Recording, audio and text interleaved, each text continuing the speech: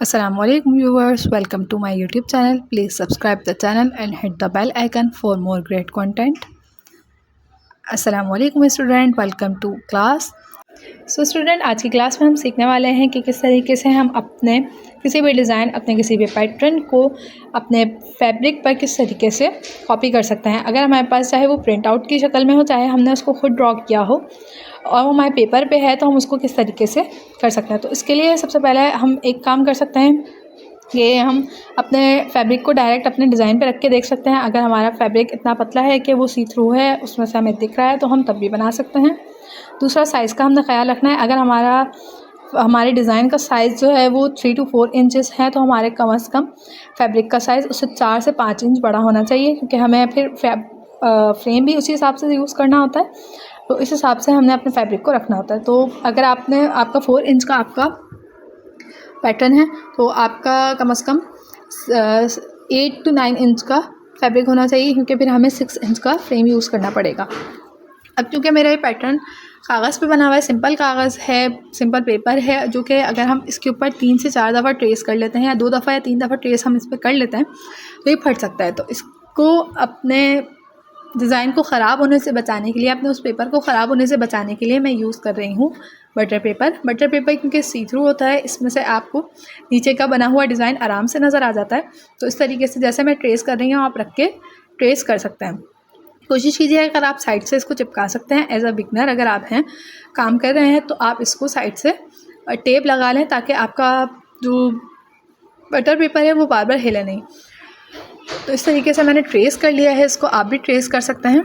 मुझे नॉर्मली इसको ट्रेस करना है, इसलिए मैं इसको थोड़ा सा स्पीड अप करके दिखा देती हूँ आप लोगों को, ताकि आप लोगों को कोई मसला ना हो और ज़्यादा वीडियो लंबी भी ना हो। इस तरीके से आपने ट्रेस करना है। बस इसका आपने ख्याल रखना है कि बहुत ज़्यादा गड़ा कर आप ना करें, क्योंकि बटर पेपर इतना ज़्यादा मोटा नहीं होता, तो फट भी सकता है। अब देखें, अब हमारा नेक्स्ट काम जो है वो ये है कि अब हमने अपने फैब्रिक के ऊपर काम करना है। इसके लिए मैंने सबसे पहले क्या किया कि अपना कप फैब्रिक जो है उसके नीचे मैंने एक कॉपी या फिर आप कोई भी हार्ड चीज़ रख सकते हैं।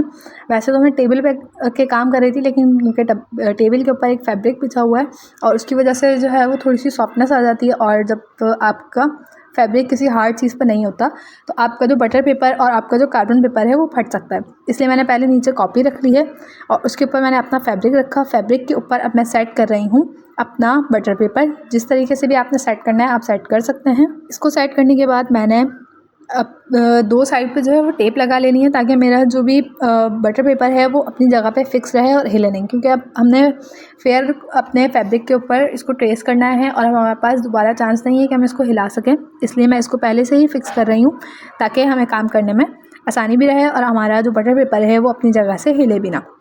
तो ये इस तरीके से 2 साइड से ही मैंने लगाना है, 4 साइड से नहीं। 2 साइड से भी हम लगा लेंगे तो काम हो जाएगा। काम का अपने और ध्यान रखना है कि आप कोशिश कीजिएगा कि कम हवा वाली जगह पे काम करें जब ट्रेस कर रहे हो, या थोड़ी देर के लिए पंखा बंद कर दें। अब देखें, आपने इस तरीके से बटर पेपर हटाना है और इन दोनों के बीच में, यानी कि अपने फैब्रिक और अपने बटर पेपर के बीच में आपने कार्बन पेपर रख देना है और फिर अपने बटर पेपर को स्ट्रेट कर देना है, सीधा कर देना है, क्योंकि 2 जगह से ऑलरेडी अटैच था, तो ये अपनी जगह से नहीं हिला। हमने जिस तरीके से पहले फैब्रिक के ऊपर रख के चेक किया था और उसको देखा था, तो ये बिल्कुल उसी तरीके से रखा हुआ है।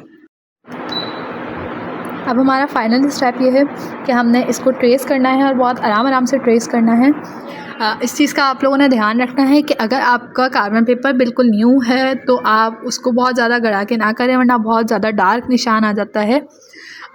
नॉर्मली आपने इसको ट्रेस करना है, बहुत ज़्यादा गड़ा कर नहीं करना, तभी आपका स्ट्रोक आ जाएगा। मेरा थोड़ा सा पुराना है, तो मैं इसको थोड़ा सा जो है वो थोड़ा सा गड़ा के करी, बहुत ज़्यादा गड़ा के मैं भी नहीं करी। और हमने थोड़ा सा जो है वो ट्रेस करने के बाद देख लेना है कि हमारे कपड़े पे ट्रेस हो भी रहा है या नहीं हो रहा। कभी कभी कार्बन पेपर जो है वो सही काम नहीं कर रहा होता और हम पूरा ट्रेस कर लेते हैं, और उसके बाद हमें पता चलता है कि हमारी सारी मेहनत और हमारा जो हमने इसको ट्रेस किया है वो ज़ाया गया, क्योंकि बिल्कुल भी नीचे कुछ भी ट्रेस नहीं हो रहा होता है, या कहीं से कार्बन पेपर ख़राब हो रहा होता है। यानी कि ऐसा होता है जब बहुत ज़्यादा यूज़ कर लिया जाए तो फिर वो सही से नहीं छाप रहा होता। तो मैं देखें, यहाँ तक मैंने एक फ्लावर बना लिया। उसके बाद मुझे याद आया चेक करने का, तो मैंने चेक किया, हाँ ये हो रहा था। तो अब मैं इसको पूरे को ट्रेस कर लूँगी और ट्रेस करने के बाद हम इसके ऊपर इसको अपने जो भी फ्रेम है, जिस भी फ्रेम में हमने फ़िक्स करना है, जो भी हमारा वर्किंग फ्रेम है या जो हमारे इस पैटर्न के हिसाब से हमने डिसाइड किया हुआ है कि हम किस फ्रेम में हमने काम करना है, तो वहाँ पर हम उस फ्रेम में इसको लेकर काम कर सकते हैं। अभी आप पे डिपेंड करता है आप कौन से कलर्स, कौन से थ्रेड्स यूज़ कर रहे हैं या कौन से फ्लावर्स किस भी डिज़ाइन में बना रहे हैं।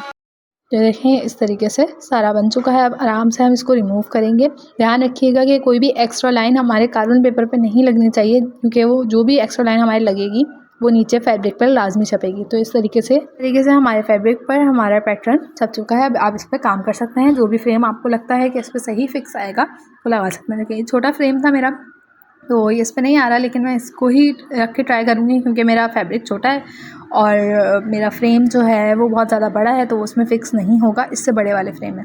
तो आज के लिए इतना ही है, हम यहीं पे क्लास को एंड करते हैं। आप लोगों को उम्मीद है कि समझ में आया होगा। तो वीडियो कैसी लगी है और इसमें आपको क्या समझ में आया, आप